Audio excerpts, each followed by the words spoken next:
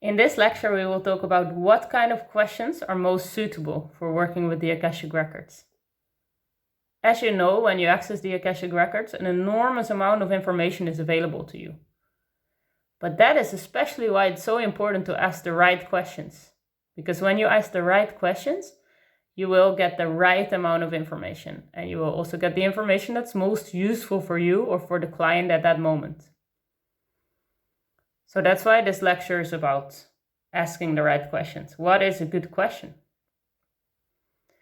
The most important thing for you to remember is to ask questions that relate to the what, how, and why of a situation. Let me give you a few examples.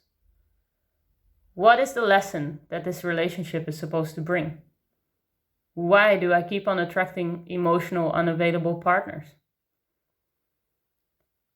How can I solve this situation?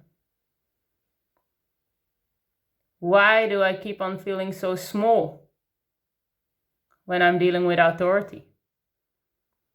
Why do I feel such a lack of self-confidence in the relationship with my partner?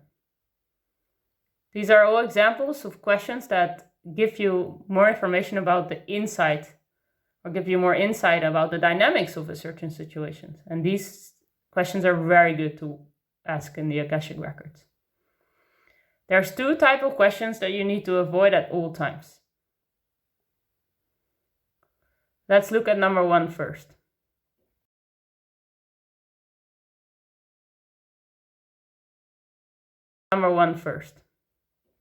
The first question to avoid is questions that start with when. Although time is a very useful concept for all of us, and we work with time, we plan our appointments, within the Akashic Records there is no such thing as time, because the Akashic Records are eternal, and time doesn't play a role. So, for example, when you would ask, when would I meet the love of my life? You will get a very funny answer by the Akashic Records. The answer could be, for example, okay, you will meet the love of your life when you have healed the deep sadness that's in your heart, that comes from the hurt and betrayal of partners in past lives. Only then you will feel safe enough to open your heart and to attract an emotionally unavailable or emotionally available partner.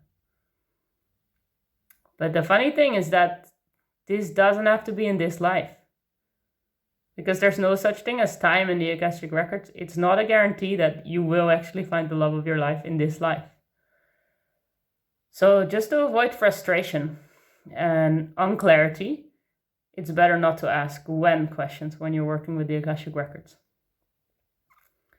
Another question to avoid is yes and no question.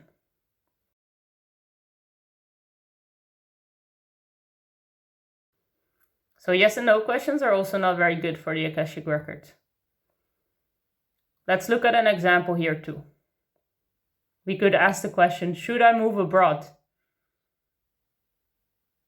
The Akashic Records might give you an answer in the form of, okay, why would you want to move abroad in the first place? What is it that you're missing here at the place you are at this moment that you would want to achieve when you're abroad? And do you think this is more achievable when you're actually abroad? So the Akashic Records won't give the answer for you. They would want you to find your own answer. And that's why it's better as a reader not to give a yes or no answer either, but to make sure that, just like a coach does, that the client can, with the information you provide, make his or her own answer to the question. So the main thing to remember here is asking what, how, and why questions when you're working with the Akashic Records.